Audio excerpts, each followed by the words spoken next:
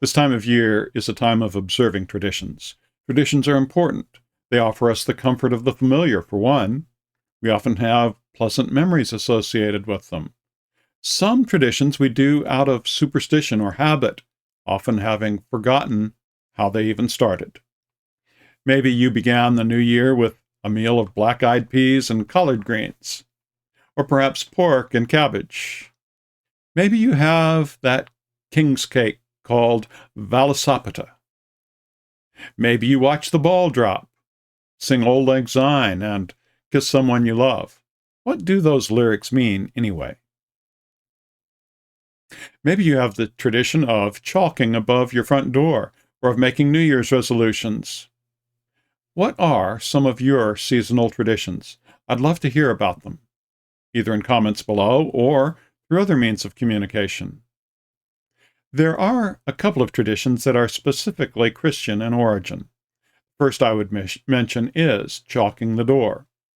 This year, the chalk mark would read 20 plus C plus M plus B plus 22.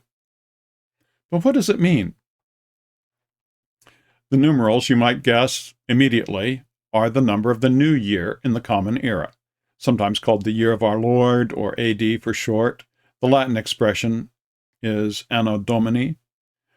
For most of the Western world, we began counting of the years from near the time of Christ's birth, though he may have actually been born sometime 2 or 3 years prior to the time of King Herod's death in 4 BC. We're not really certain. But our calendar year, that too is a tradition. You can research about who, when, and where, and why this all got started, but just try and change the tradition now. Ha! The rest of the chalking has 2 meanings. C, M, B. These are the first initials of the traditional names given to the strangers from the East who came following a star, as we read from the Gospel of Matthew. I will have more to say about Epiphany in the second sermon that I offer today. The second meaning for the letters is they stand for a Latin phrase meaning Christ bless our home. You would recognize the Latin roots as being related to our English words Christ, mansion, and benediction. CMB. Christ bless our home, a good prayer with which to begin the new year. Another good prayer with which we begin the new year sometimes specifically comes from our Wesleyan tradition. It's often used in watch night services, a kind of Christian countdown to the new year. Its language from the 1700s is a bit dated, and Reverend Jeremy Smith, linked below, offers a paraphrase to try to make it a little more contemporary. The paraphrase offered by Reverend Smith is, "I am not my own self-made, self-reliant human being. In truth, God, I am yours. Make me into what you will. Make me a neighbor for those whom you will. Guide me on the easy path for you, or guide me on the rocky road for you. Whether I am to step up for you or step aside for you, whether I am to be lifted high for you or brought low for you, whether I am to become full or empty, with all things or nothing, so be it. And may I always remember that you, O God, and I belong to each other. Amen." Another Wesleyan tradition, though not necessarily for the time of the new year, is to ask, "How is it with your soul?" Early Methodists asked this of each other every time they gathered, which was more than just weekly. So, how is it with your soul, really? When people ask, "How are you?" we usually take it as customary politeness, another tradition, and we usually give some version of the customary, "I'm well, how are you?" Although sometimes we might hear, "How much time do you have?" How is it with your soul, really? I've been hearing things that tell me answers could include, for many, if not most, "I'm tired," or worried, confused, sad. And there's more. Is that you? There can be many reasons, not least the pandemic that's been grinding on month after month, now into its 3rd year since it began in 2019. We have been doing so much for so long, and with so little of the traditions that have renewed us. We still cannot do our meetings for worship as we used to. We've modified them in love so that we may better care for one another. So, if those adjectives describe you, worried, tired, confused, sad, know that you're not alone. What would you add to the list? How is it with your soul, really? And I don't need the customary polite answer. Here's the good news, though. If we are tired, there is an answer, an ancient answer, a traditional answer, a religious answer. It's an answer we can revisit with new eyes. This answer is a gift given by God. It's called rest. On the seventh day, God rested. And God set that day apart, telling us that we should rest 1 day and 7. We've usually given that prescription for living a cursory observance, gathering with others of like mind for maybe an hour or two on each Lord's Day, the traditional Sabbath day for Christians. But honestly, what does the rest of your Sunday look like? Is it a day of rest? Because Sunday is a day of work for clergy, many of us take Monday as our Sabbath. But what can we do to make our day of rest function for us as the gracious gift from God that it is supposed to be? Recently, I came across an article that did an excellent job of discussing rest that's essential for every person. I'll give a quick summary, but the article I read is linked in the show notes below. It is by Saundra Dalton-Smith MD. How can we more effectively use and enjoy the blessing of rest? One thing we need to do is stop confusing the idea of rest with the bodily function of sleep. Yes, we do need sleep. It's essential, a certain amount every day. And we also need to stop confusing the idea of rest with laziness. Rest is a time of restoration, a time to restore our depleted reserves. And there are at least 7 areas of life where this rest and restoration are needed. So yes, we do need physical rest. Passively, sleep is part of that. Taking coffee breaks in the workplace is another. But there are other means of actively giving ourselves physical restoration. Yoga or Tai Chi or massage therapy might be some such means. We also need mental rest. Waking up after 8 hours of sleep and feeling as tired as when you went to bed, well, that's a potential sign that you're not getting the mental rest that you need. Are you able to leave your workday behind and really be with those you love? Do thoughts of work consume your mental energies even when you're not, quote, on the clock? This is one area that's especially important, perhaps, for clergy to tend to.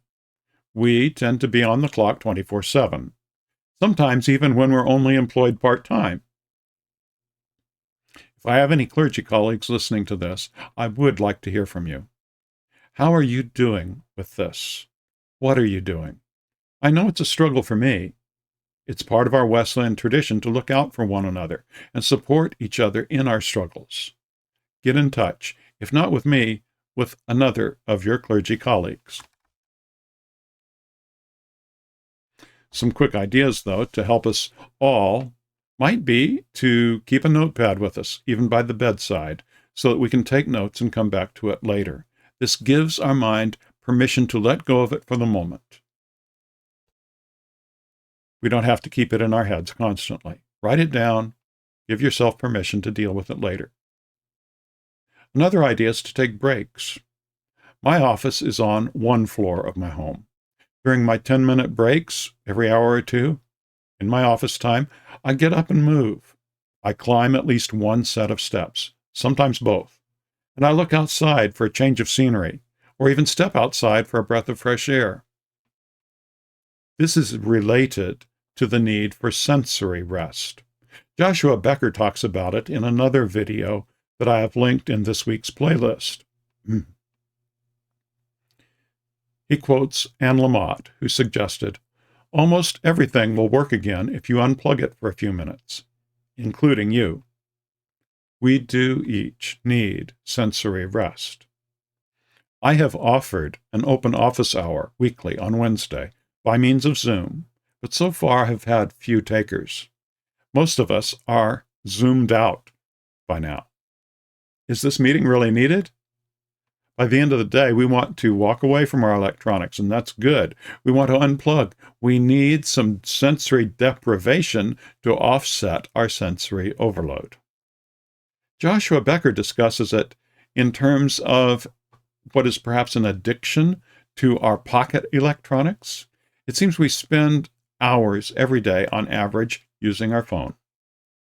Make a rule that phones are left in the other room when you come together, whether that is in your family room or at the dining room table. When you come together, leave the phone in the other room. Or if it is in your pocket, turn it off. Or if it's not off, ignore it. When you're with people, be with them. The fourth type of rest is creative rest. Many of us are problem solvers in one way or another. Some of us have professions where we encounter problems we cannot solve. All we do is try to find our way walking with others in the midst of the problem. This too is a creative exercise, and we get weary, depleted here also. One way I have found to get creative rest is to move to something totally different, like Sudoku puzzles, or solving electronics or computer issues, or going fly fishing, or just taking time to really see the flowers. Dr. Dalton-Smith points out the need to reawaken wonder and awe, a theme that I regularly share on our church Facebook page. We need that experience. It's not God who needs to hear our expressions of wonder and awe and praise. It's we need the experience of wonder. Where do you find beauty? This is why I step outside to smell the air, to hear the birds, to see the colors, to feel the breeze. As Robert Fulghum said, be aware of wonder. Live a balanced life.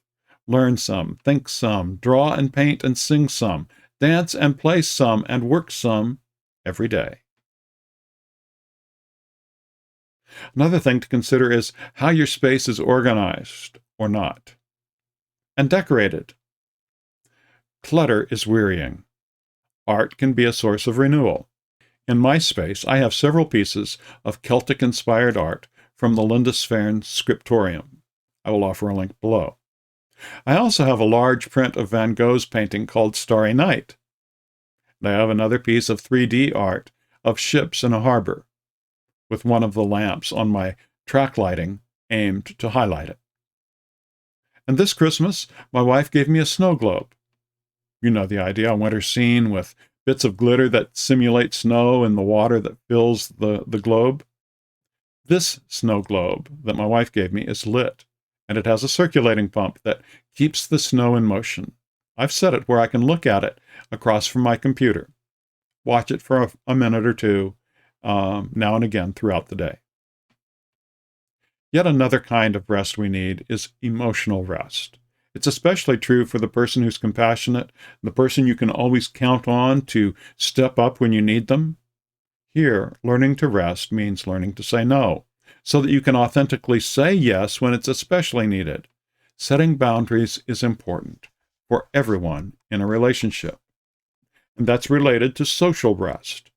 On the topic of boundaries, I especially recommend the book by that title, Boundaries, by Drs. Cloud and Townsend. The subtitle is When to Say Yes, How to Say No, and Taking Control of Your Life, or something like that. It's okay to surround yourself with those who add energy to your life, and to limit your time with those who seem compelled to do things to deplete it. And then there is spiritual rest. For this, we do need prayer, times of meditation. We need our faith community. And perhaps since we've become so disconnected in this pandemic time, we can see once again how our times of Bible study together can be so important. Finally, chronic fatigue can have underlying causes as well. Don't forget to consult with your medical providers on this topic. So, in this quick overview of rest, spiritual, emotional, social, creative, sensory, mental, and physical, were any ideas generated for you on New Year's resolutions, perhaps? Maybe to modify some you already made, or perhaps to add to them, or just drop some of them. And who will be a covenant partner with you to hold you accountable? Who will be a soul friend, an Anam-Cara, to walk with you in the journey in this coming year, whatever it may bring? Yes, God does walk with us, a friend that sticks closer than a brother. Jesus promised never to leave us or forsake us, certainly not in times of persecution, and he can be counted on even in this time of pandemic. And from the very beginning, God also observed, it's not good for any of us to be alone. We need those who will be helpers to us, helpers well suited to us. As we take our first steps into this new year, may grace and peace be yours in abundance.